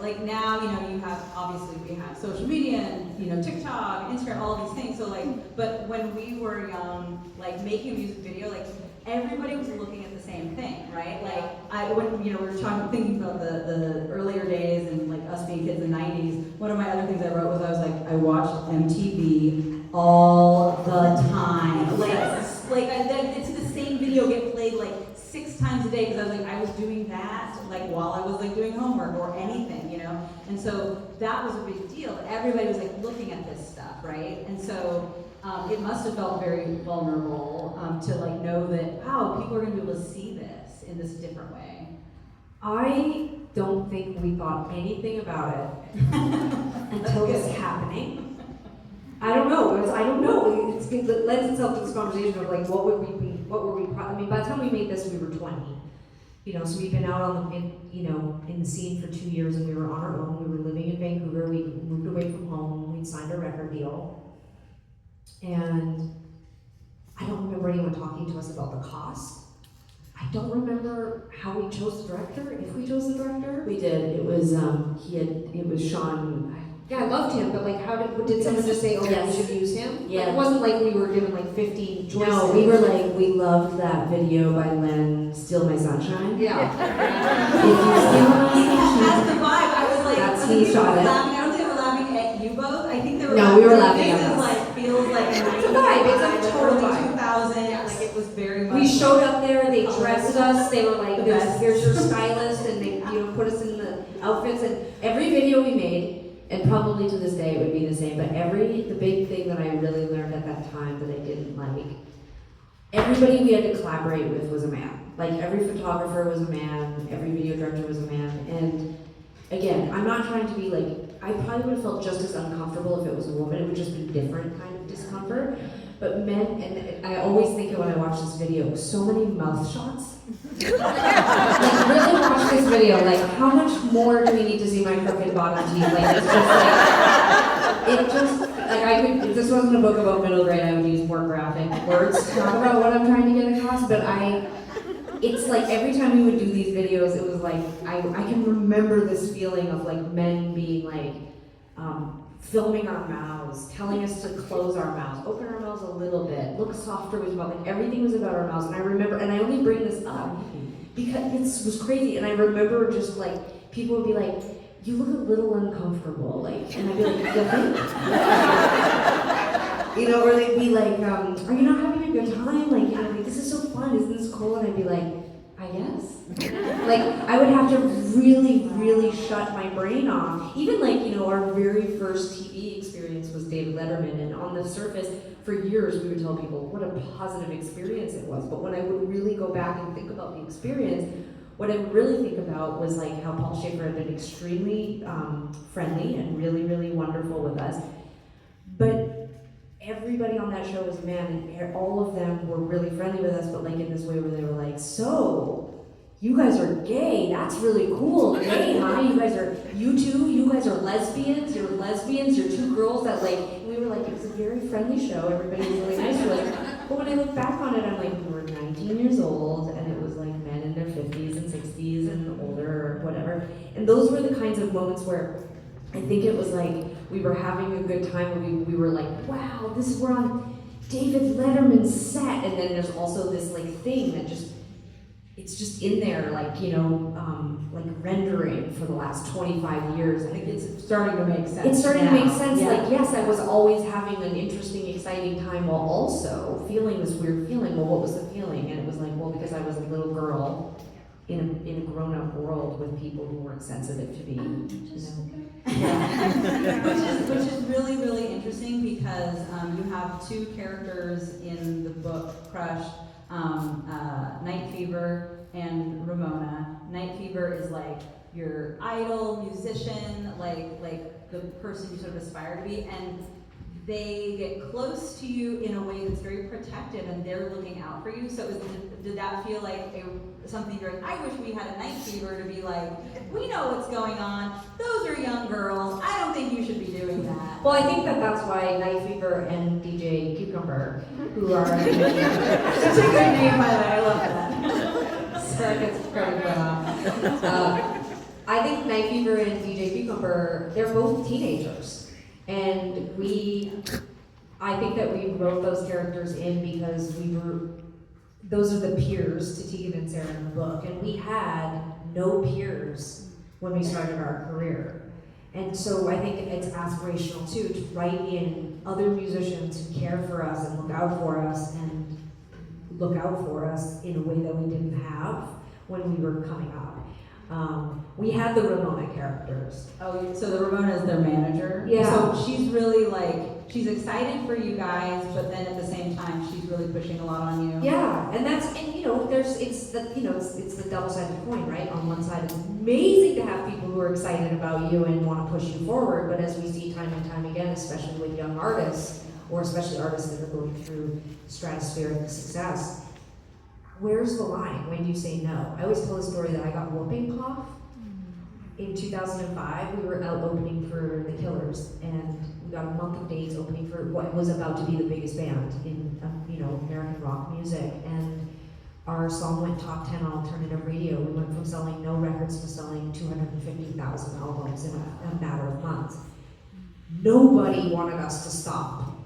But I had whooping cough. Like, this is something we get vaccinated against now. Like, they used to call it blue baby. Like, I was so sick, I got walking pneumonia. And I would just drink a bottle of cough syrup every day to go on stage. And nobody was saying, that isn't good. No, and my mom, when I got home, I went to the doctor, and they were like, she has pneumonia, and I was like orange. I had changed. I was like a different person. And my mom, She wasn't blue though, we don't know why she turned orange. yeah, I don't know why I turned orange either. Probably just I don't know. I was sickly, and my mom wrote a letter to my management and said, "You can't commission them if they're dead," which actually is not true. They can actually commission our estate. But Wrong, no, Mom. Nice try.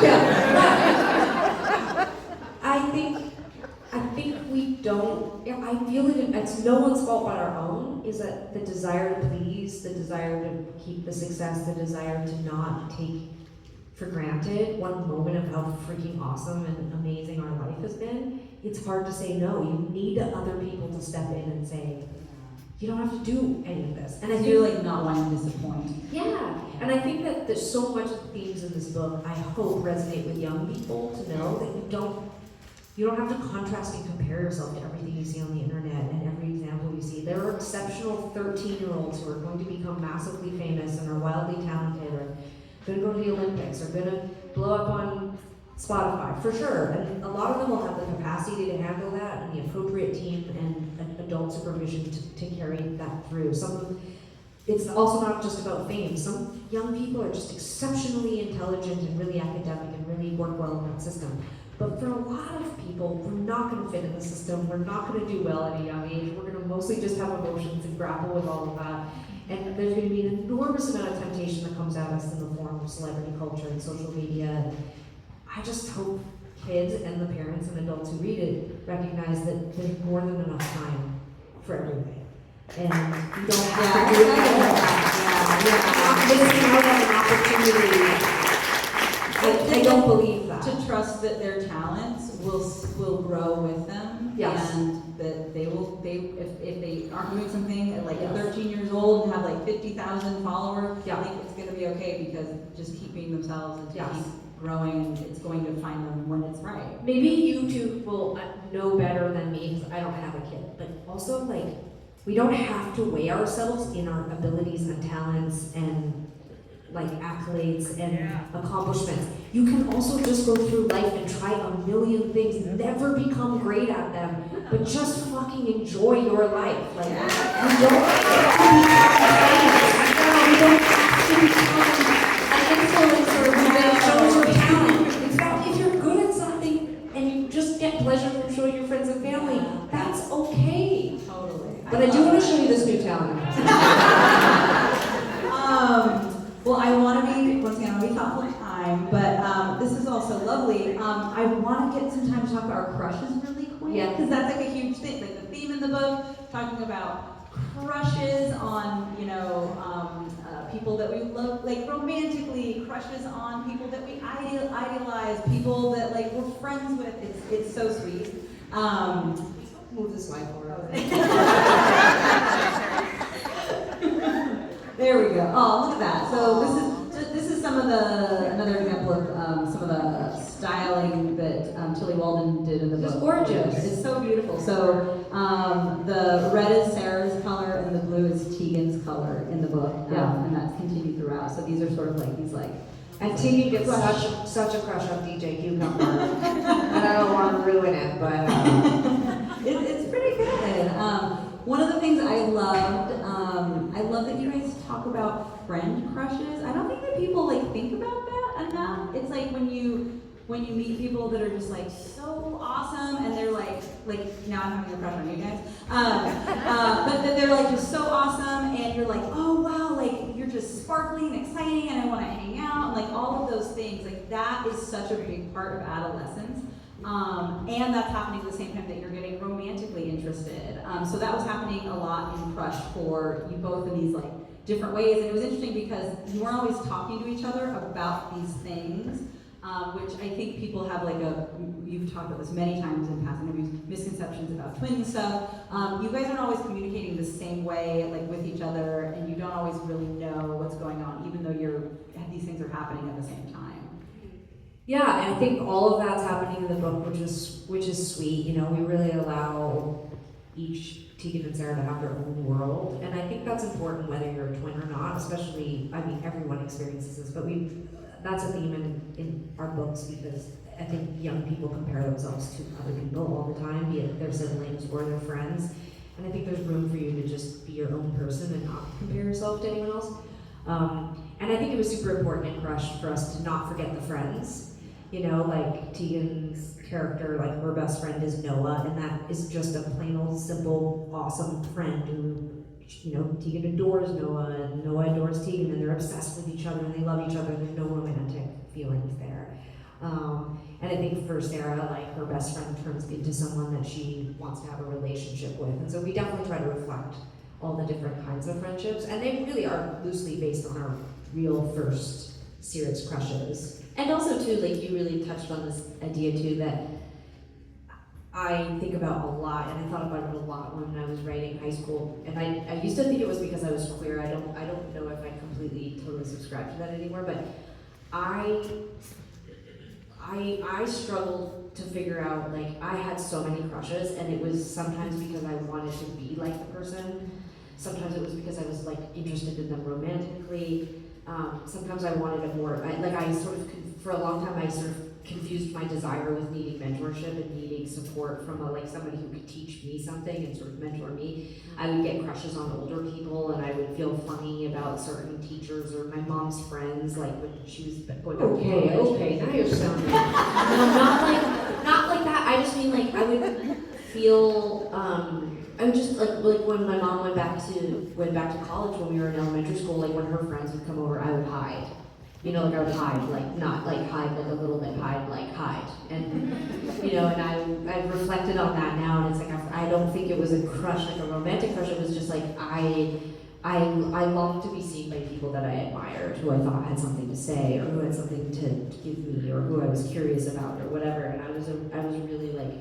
I was really destabilized by humans until I was like in my 50s. Like I just, you know, and I had very curious reactions to people I liked because I was often like I was very, very afraid of being rejected, and so I was always a rejecter. Do you want to on this page? I would say this, Krista, who's in this picture with me, she was my best friend and my secret girlfriend all through high school. We started dating actually in grade 9, and she's still my best friend. I was just texting her before we came out here. She's still my very, very bestest friend. And I, you know, through writing these books and also high school, one of the things that I have just unending gratitude to her for is that I really see her as being responsible for teaching me how to not just love, but to receive love.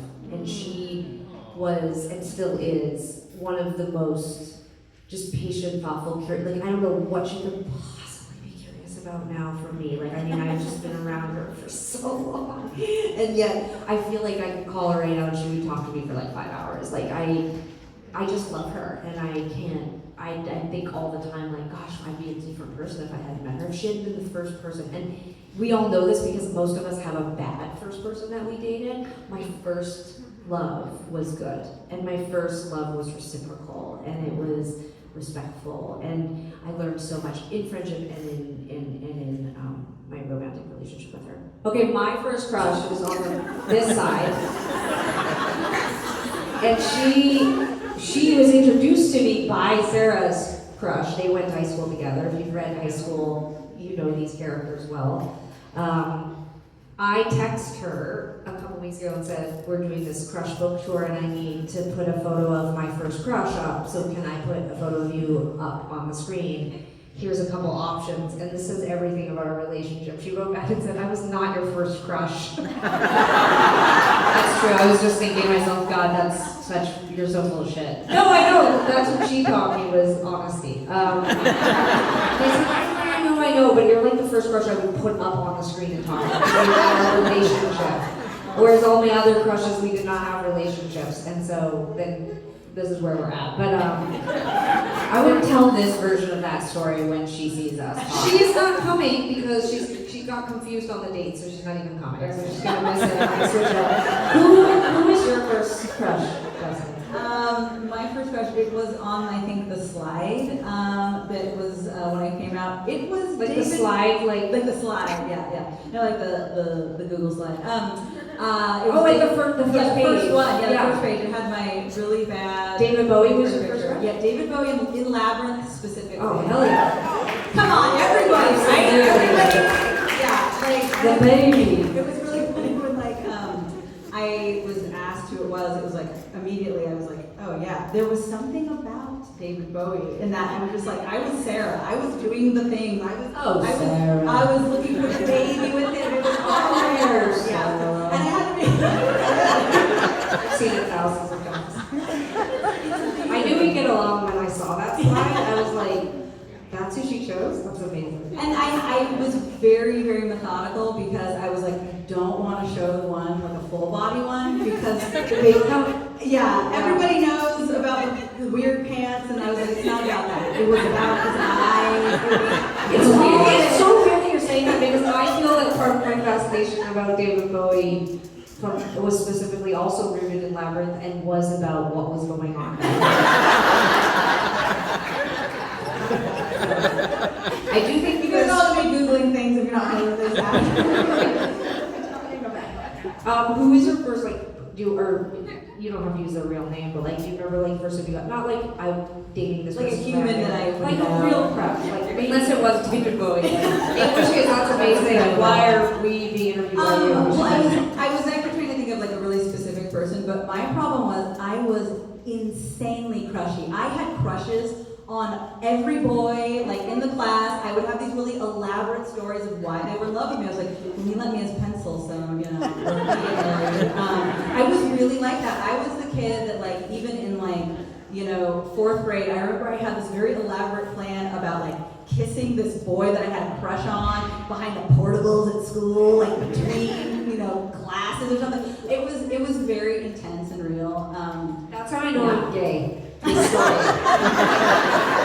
When I watch a straight person talk about, specifically, someone talk about liking boys when they're in fourth grade, I'm like, that's how I know. It's not, but I just know. And I'm like, See, and I'm okay, so I was like, oh god, I have a boyfriend, they're gonna want to kiss me. I'm gonna I'm gonna get hurt, so I don't have to go out there. Or I'm an item attention. I always think of how, and Tegan and I did not develop any skills to avoid dating boys. So we dated since grade 3. My first boyfriend was in grade 3. So from grade 3 until grade 12, I continued to date boys, and I treated it like it was a job. I was like, and now I must date Ivan for 3 months. And now we're broken up. Okay, how long can I wait before the next one? Oh God, it's Jason. Okay. Crazy. I dated so much, and it was just one after the other after the other after the other. It's crazy. And you know when you meet now pansexual or bisexual people, when people are just talking about, they're just that's also how I know I'm a lesbian. Is because I never had, it wasn't I was well, there was this guy, but then this girl, and that's how I knew. It was I never liked guys.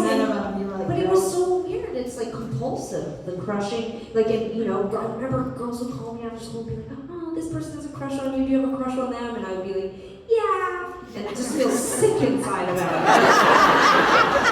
See, and I had but that's the thing is that I feel this was one of the things I moved about childhood and adolescence is that I had crushes on girls all the time, and they were so complex because. Girls. But boys, someone was calling me and saying, I think a girl has a crush on you. No, I know, but imagine you've been allowed to. But you're like, the pencil case thing, I'm like, wow, I had this fantasy, I think based on that movie Toy Soldiers, that there was some kind of complex situation that happened at the school, and then I had to save my crush by going through those push-up ceiling things, and I somehow managed to get her up inside. So that's how I know I'm kidding. I had to save her from no matter political terrorism when I was in elementary school. Get her up through those 90s push tiles, and then crawl through the ceiling to safety. Beautiful, beautiful story.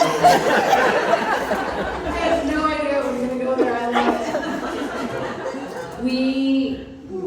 Should we do some Q&A? Yeah, we should do some Q&A. Okay, so there were some questions that were sent in ahead of time. Too many. Like, you were gonna ask questions now, though. Like, isn't it? We're not gonna do that. But We started later, so I hope we're okay. We're fine. Okay, all right. we're still up here. They were just. I mean, people just start leaving. Yeah. Okay. Let your smells out. Okay. If you want to. So first question: while writing the book, did any emotions about middle school get dug up that you suppressed over the years? Good question. Or memories that you've forgotten about that the other has reminded you of? That's a really good question. So I liked this question. I chose this question partly because you'd be surprised. But I feel like I knew that was. that's right. I did choose the questions, but I did tell them the questions. I chose this one because I actually wanted to bring up that like this has been such an interesting process because with high school we were really collaborative with our friends. Like we're friends with a lot of our friends in high school, and the main people we talk about in high school we were still in touch with, still love very much. They really helped us in so many ways. Whereas with junior high and crush, that wasn't really necessary in the same way because we were fictionalizing it, modernizing it, and so I didn't really think that much about the people we got to junior high with. And I chose this because in writing this book, it did bring up a lot of feelings that I had with junior high, and I realized that I had so many unresolved issues from junior high, especially around friends and around behavior.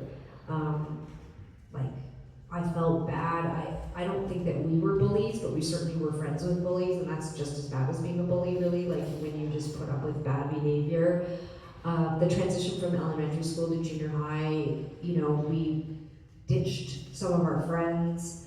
Wow, I know this doesn't feel consensual. I don't need you to like just explore all your deep dark, gonna get us canceled thoughts live on stage in Seattle. It's not gonna get us canceled. I think it's like I'm saying like I think that it was really interesting. Like specifically one time Sarah did this thing. No. I don't think we did anything that bad. I think we were just kids. I think we were preteens. I think we were teenagers. I think hormones and emotions and feelings took over. And I think what this book uncovered was that I actually had like a lot of unresolved stuff. And most of the people that I have that with, I'll never talk to ever again because I'm not going to be friends with them and I'm not going to reach out to them to talk about something that happened when we were 12. But you like still think about it. I think this book was a process of me acknowledging that, and I think if I could go back and do it all over, the book that I would want to write, the publisher would never have made, like published, because I think that there's accountability and feelings that I have that couldn't go in the book because that's not what the publisher wanted. And it had to do with the 5 guys that you had It definitely, I think it has to do a lot with like the past, yeah. So it did cover a lot, which was interesting. It's been helpful for me, like personally. But I feel bad because I was so proud of high school and the work we did, and I will admit sometimes with junior high, crush a little part of me was like, I wonder if people we went to junior high with are like, fuck those bitches. Yeah. And that's why we pushed so hard in the language around the book to call it fictionalized or lightly fictionalized or like autofiction because this is really not what actually happened in junior high, but it's peppered with real experiences and it, especially Crush, really tells the story of our early career, but it is not what happened in junior high. We are far from sweet, perfect, like careful teenagers. We were not like that. But I think that's a really generous thing that you did for yourself and you did for the other people at that time because it was so long ago. You were all still, you know, learning about yourselves and figuring stuff out. Like it's instead of like fictionalizing it, like avoiding things. It's like I think it's more about like we're gonna make this a little bit easier, a little bit softer, a little bit more fun. I think that that's fair. We also thank you for the permission. We could also get away with, like, there was a real consenting, like, excited, fun, collaborative vibe with our high school friends when we were like, we might talk about, like, drugs, or we might tell some funny stories, or, like, even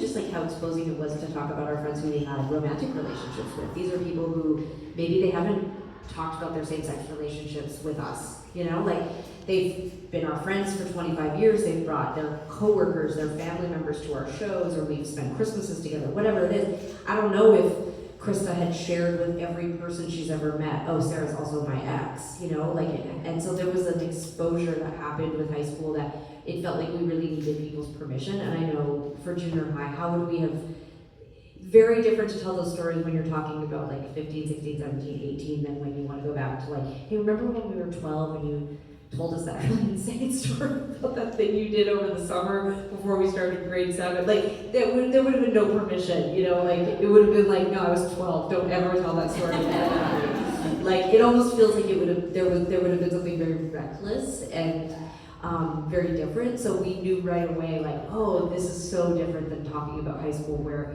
you know, brought it up. I'll bring you back to the question. It still brought it all up. Yeah. I think it's good. This is a great one. Who is your favorite new kid on the block? And KOTB. Joey McIntyre. Of course, Joey. Joey's so got those beautiful Jordan. eyes. Oh, Jordan. And I have a photo of him like with his shirt off on my bedroom wall at 8. But still no guys. No, but I like to put my face up against his chest, like on the poster. But I've unpacked that. I think that a lot of people here will understand this. Like, I wanted to be him. Yeah. You know what I mean? Like, I wasn't like at 8 or even 10. Like, you know, we liked them for years, but like we've met them. You know, as adults met them, and I was giddy. Did you ask to put your head on Jordan's No, but I think that like it's a very specific. Like, I've had this conversation like as a queer woman who feels very much like I am in the right body. Like, this isn't like I'm not trying to say that I'm not cis. I am, but I think that I at different phases and times in my life I think tomboy. Some of these labels that get attached. You know, like, it wasn't just like I wanted to dress like a boy. It's like I wanted, like, there was something about boys that I wanted. I know what I wanted, but I can jump off that. Sure. Thought about this a lot as well. It wasn't just that I wanted to be Joey, because there was a feeling of crushiness, or there was something titillating about thinking about Joey, but it was because I wanted to be Joey and get girls. You know, like, And the attention that they were getting. like when Joey was like, please don't go, girl. I was like, yes, and where is she? Let's get her. Like, you know, I was like, I wanted to be Joey, excited about a girl, and like, does he get the girl? Which means I get the girl. Like, I don't know, you know what I mean? I would say that that's Confusingly, I exactly. also felt that about Phil Collins. I don't know what that says about me. Who is your favorite new kid on the block? Oh God. I mean, I think Joey, because he was cute. So He was cute guy. little eyes. Yeah. Sometimes the guys in the boy bands, they're I don't know. They were a little.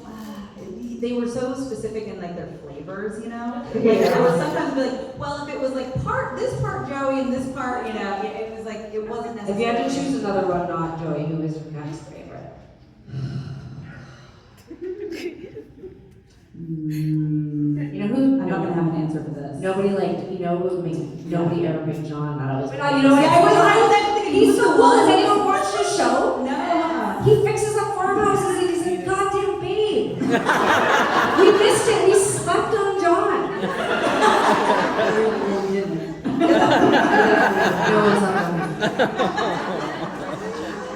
Great question. That's a great question.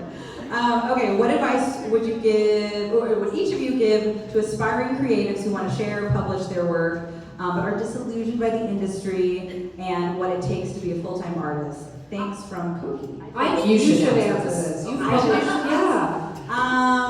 I guess. Oh, this is like a depressing question. No kidding. I would say, just really follow whatever whatever speaks to you most. The best thing that you can do is be your most authentic self, because I feel like as a creative, especially somebody making books, it's like I'm always like, does that already exist? You know, you're really worried. You don't want to copy somebody. You don't want to like be doing the same thing that somebody else is. But every topic, every theme, everything has already been tread like a million times. But nobody is going to tell it the exact way you're going to tell it. So I think that that's a really important thing to stick to. And not everybody's going to get what you're doing, but that's okay. But there are people that will, and I think keeping that in mind is really important. I do think it takes a lot of persistence and tenacity to be a full-time artist. Have no shame in having a side hustle. Like, I was making books for 10 years, 5 of those, I still had a full-time day job, and I was making books at night and on the weekends, you know? So like, I think you have to really want to be specifically like an author or an illustrator, and you have to figure out how it's going to work for you. I know a lot of people that they want to do it, but they don't really have time in their life, and they're like, but how am I supposed to do this? It's like, well, try the best you can. Like, I'm always thinking of stories ideas when I'm like doing the dishes or taking a shower. I'm like multitasking my brain. I'm trying to steal little moments here and there, because, if I'm not actually writing, I might be like taking my kid to school. There's a lot of like time slicing you have to do as a creative. When I was a kid, I always like to use this like analogy that like I thought that when I grew up and I could be, if I was going to be a professional author, I was going to be like Meryl Streep in She-Devil, and how she's just like got this big pink mansion, and she's just always like on book tours, like signing, big stacks of books. There's lines of people for hours waiting for her, and she's just leisurely writing while like a scarf is blowing in the wind. Like, that's what I really envision. It is completely not like that. It's like if you're lucky, you get to write like 4 hours a day because you're doing other stuff. So I would just say, like, if you really want to do it, don't give up. And and there's so many different kinds of things that you can do now. Self-publishing is huge. Just know what you want and just keep going for it. That's great advice. That's awesome advice. I charge for that advice, so there's a donation box on that. What advice do you have for a writer in a rut? Is that also, or is that? Yeah, I mean, I think you covered some of that. Which Yeah. I loved what you said about like this, Just like, keep going. yeah, keep going, the slices of time and multitask while you're doing other things. Okay. I also just read recently, listened to a podcast, and have made some changes in my life, which are purely because I have the ability to change my life the way I want. So I acknowledge this is probably hard for a lot of creatives who are working real jobs, but if I get up in the morning and I do texts and emails, I cannot be creative after that. It's like puts my body into triage mode. It dumps cortisol. It just blocks the part of my brain that's creative. So for me, even if I can only spend an hour being creative in the morning, I'd rather do that hour or 2 hours and then work the rest of the day. But I can't do it the opposite way. For years I've had a difficult time writing music, and the second that I flipped that and started checking email at lunchtime and into the afternoon, it's like I wrote 6 songs. So I know that's impossible for a lot of people, but I've heard from some other creatives and writers that they get up an hour early and that's when they do their writing, because they're like, yeah, the second I'm into mom mode or work mode, I just am no longer interested in being creative. Just being like intentional, like time blocking, and then not doing the really like draining stuff first. Yes, very specifically this podcast talked about like when you do email or respond to text, when you're basically going through a to-do list. They call it triaging, and it literally activates a different part of your brain than the part of your brain that's creative, and it dumps cortisol. And so you're going into a state of stress, and that's just not really for most creatives the state that you created. So It's making me I don't- stressed just thinking about I that. know. I've really noticed it for myself. So I'm gonna try that. I like that. What's the podcast? it was the Huberman. Sorry, I know everyone's offense there, but someone sent it to me. It was great. It was him talking to like a magician.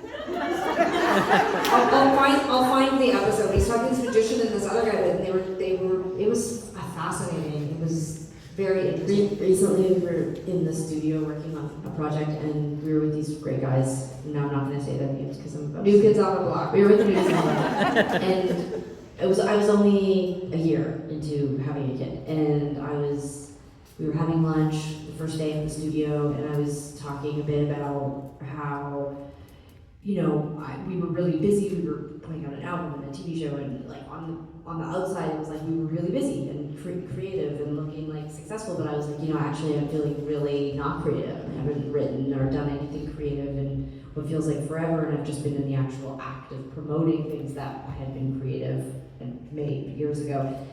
I'm just feeling really overwhelmed, and you know, I was really sharing. I was being like emotional with them, and they kind of looked at each other. They said, you know, you should really think about meditating.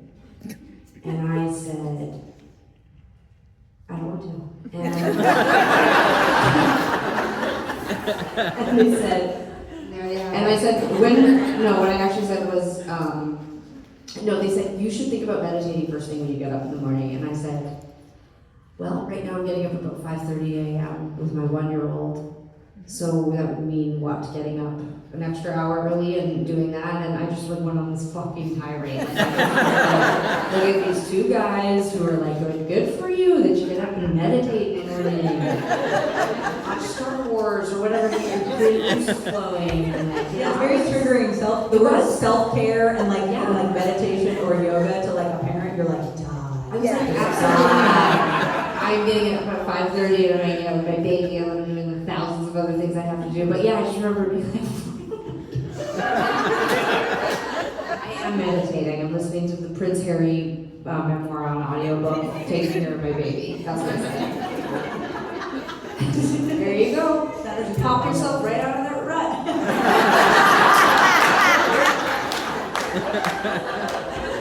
Seriously, I actually think what's going to get me off the internet is those videos, and they're all very done with the best of intentions, but just right now self-help videos where they're like, look guys, this is just what I do. I mean, it's just cobbling together a bunch of advice that I saw on here, the internet, TikTok.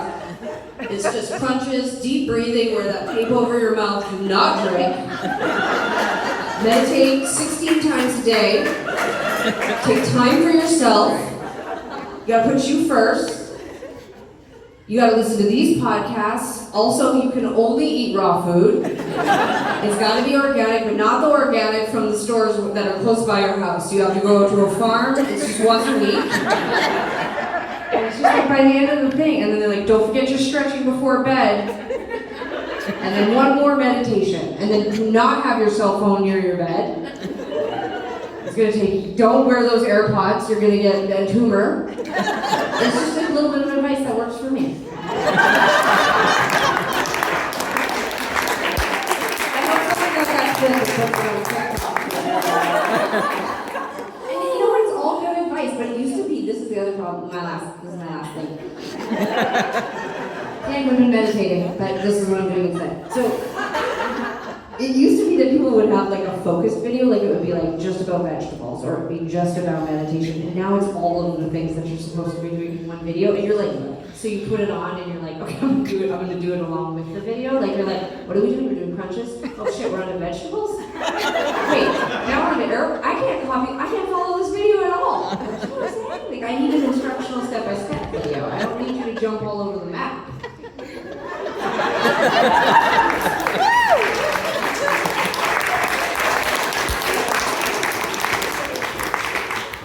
This is where we were innocent. We didn't even know what was going on. They're just asleep. They're meditating. They're meditating. Yeah, it crushed Tegan and Sara go get trained in transcendental meditation. Very chill. Do we have time for one last question? Okay. Do you have advice for making friends in junior high? Aww. Really sweet. I mean, do you have to? You're gonna wait okay, what I think is important, I've been thinking about this a lot. I know it's very early in Sid's life to be thinking about this, but I already am projecting some of my own social anxiety when I see Sid in social situations, when he's at the park or... That's our kid. That's my child. And I feel like I am not good, I mean this sincerely, I don't know if I'm qualified or good at giving this kind of advice because I had a built-in friend. Like my whole life, I realized I went everywhere with Tegan, I did everything thing with Tegan. I never was alone. And so I actually have a really underdeveloped sense of how to make friends in the world. And I actually partner with women who do all of my social calendaring. I only have one woman I'm partnered with currently. I just who has time for that? I can't even meditate. I'm definitely not polyamorous. Barely have time for my wife. But so I have always partnered with women who can help me socially get out there, because I just have always relied on the social dynamic of the other person in my life, which was Tegan. And so I watch Sid sometimes, and I mean, he's older too. He's not really even like, it's like he doesn't even understand how to socialize with anyone but me and you know, the adults he knows. But I am so afraid for him to not develop good skills around that. Like, I'm already so anxious about it. Where the fuck was the advice? No answer. That's what I'm saying. Like, I'm telling you, like a successful adult, and I still don't know how to make friends, so I'm definitely not qualified to tell you how to create junior high. One of the worst, most toxic places to make friends. I have no idea. Don't go. Please don't. Is there an opportunity to skip junior high? Is boarding school an option? What about homeschooling? I heard that's fine. Actually, this is okay. My advice: toughen up. Don't have any. Make friends with the teachers. Okay. Sure. I think that you want to look for people who share some of your special interests or hobbies. So if you like to play soccer, then maybe you want to go with the kids who play soccer. Okay? But what about their souls? We don't know anything. Just I know. Hold on. I think also another way that you could project, like, the kinds of people you're interested in is, like, if you like a specific band, you wear the shirt of the band that you like, and then maybe other kids who like that band. That's how I made a lot of friends growing up. I think she made a lot of activist friends in grade 8. She went down to the mall food court, Marlboro Mall, Northeast Calgary, and those people were like, oh, damn. Look at her, she's literally wearing a shirt that says no means no, or there's no difference, and so I agree. I co-sign. Let's get some AW fries and sure. And my other advice would be that you'd be surprised how helpful being friends with your parents can be later on in life. So at an age where you're thinking a lot about getting rid of your parents, aka ignoring them, yelling at them, slamming your door, and punishing them for things they had absolutely no part in ruining for you, that you could really lean into them, because they could potentially be very helpful. Also, to any young people who might hear this message, remember your parents did go through it. They did go through it, so they might have decent advice. Now, the flip side of that is that I remember in 8th grade, over Christmas holidays, the biggest, meanest bully in school calling me the night before school came back in and saying that she was going to beat me up at school, and I was absolutely terrified, devastated, heartbroken, just like, was like, oh my god, my whole life's over, I'm going to get beat up tomorrow. I told my mom. And she was just like, she's not going to beat you up, and that was it. Like, that was it. And I went to school and she did not beat me up, but I didn't sleep 1 minute. So she emotionally beat you up. Yeah, she did exactly. Well, that was her reign of terror, like, moved from me to the next person. But I will just say that I think it's just hard sometimes to be young. I know what I was going to say was that our cousin Jen, who's 7 years younger than us, she sent this photo of her diary to our family chat a couple years ago, and it's so funny. It's an entry from the summer before she starts junior high, and in it she says, everyone in our family calls us Sara and Tegan, so she's like, Sara and Tegan. No, it wasn't when we were, I think it was when we were in junior high. No, it's not. No, we were in high school, we were in Atlanta. Do you want We were visiting our family in Atlanta, and we were talking about how horrible junior high had been for us, and telling all the kids about it. And my cousin was going to junior high the next year, and her diary entry is literally like, Sara and Tegan said junior high is so scary and horrible. I'm so scared to go to junior high. Like, just this whole entry about how terrible terrifying. And if you ask, She hadn't thought that until you. we did that to her. You did that. We did that to her. But then when you ask her, she's like, junior high was totally fine. It was By the completely way, fine. that is the difference between parenting in the 80s and 90s. Well, probably all. There's like a certain kind of parenting that's confusing to me because of I just don't think people said anything. And then there was the 80s and 90s where they anticipated, like told you everything. Like I remember my dad, we went to his house one weekend when we were like in elementary school, and he just decided to tell us about wisdom teeth. And then he walked us through like what would happen with You the will wisdom not teeth. get to keep them, is what he said. Yeah, and it's like they will have to be extracted. And that's horrifying when you've been told your whole life, brush your teeth, brush your teeth, and then you're a good floss because then you won't get cavities and you won't ever have any dentistry. And then he comes in and is like, actually, your mouth is so little, they'll probably all be impacted. You know, I'm going to not just have them out, you'll have to have surgery. So he told us that. I'll never forget it. I was laying on the deck. They had a pool deck at his apartment building complex, and I was laying on it. And he just was laying there and just looking at me. I was looking at him, and he said, "It's terrible. You'll have to get surgery." And then he was like, "Now I'm taking you back to your mother's." And so that was the kind of parenting they did back then. They just told it like it was. Like it was like, you're not gonna actually get beat up. What else do you want from me? Therapy? Yeah, later. I could have got beat up. Jessica, you did such a great job of keeping this train on the tracks.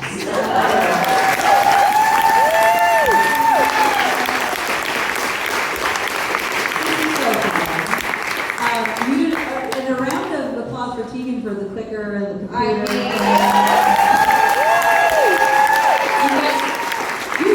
I mean, when we did our tech thing, I was like walking around, I was like boom, boom, Yeah, boom. you I'm cried. Maybe you should have switched the batteries earlier. Yeah, but it wasn't the batteries. It's still like, I don't know what's happening. I'm gonna have to just put the laptop on my lap for the rest of the book tour. Because honestly, as a Virgo, that's what I would prefer anyway.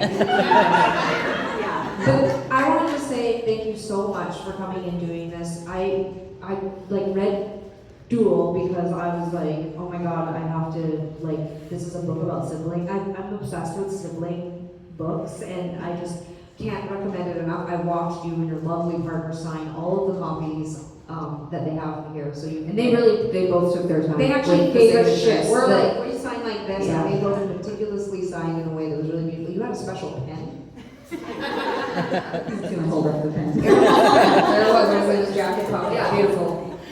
The care and attention, but to the signing is indicative of what you find inside. It's just such a beautiful and sweet and funny and just beautifully drawn book. And so you can buy those on your way out the door. And if you haven't been sold on the idea of junior high crush, well, I don't know what else we can do for you, but There's socks for sale out there. there's Tegan and Sara crush socks and t-shirts. This was the first night of the book tour, so appreciate everybody who amazing audience members who came out here so bravely and they do that. Just really Walden, who collaborated on the book with us, who's not here. We won't see her for a few weeks, but she's incredible, and we're just so grateful. So please check out Tilly Walden's books as well, and get home safe. And to Tegan and Sara. Okay.